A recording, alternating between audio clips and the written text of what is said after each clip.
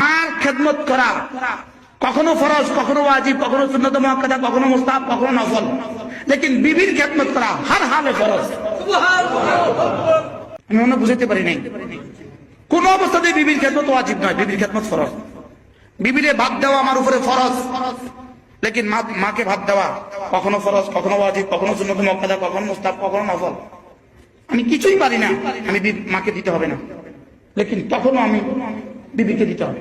বিবি আপনার জন্য রুটি বানাবে, এটা বিবির দায়িত্ব নয়। বিবি আপনার জন্য ভাত রান্না করবে, এটা বিবির দায়িত্ব নয়। বিবির জন্য রুটি তুমি বানিয়ে দিবা, এটা তোমার উপরে ফরিজা।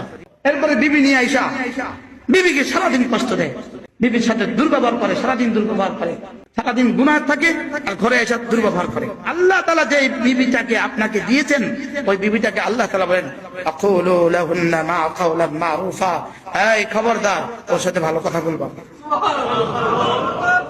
কিভাবে রব সুপারিশ করেছে, এটা কি তুমি আমাকে সাক্ষী রেখে বিয়ে করেছো? এটার সাথে ভালো কথা বলবা, সুবহানাল্লাহ বলবেন না। এটা তুমি যা খাবা এটাকে তা খাওয়াবা, খবরদার। এটা তোমার কর্মচারী নয়, এটা তোমার বান্দি নয়, এটা তোমার রফিকায়ে হায়াত, এটা তোমার জীবনের সাথে আমি জুড়ে দিয়েছি।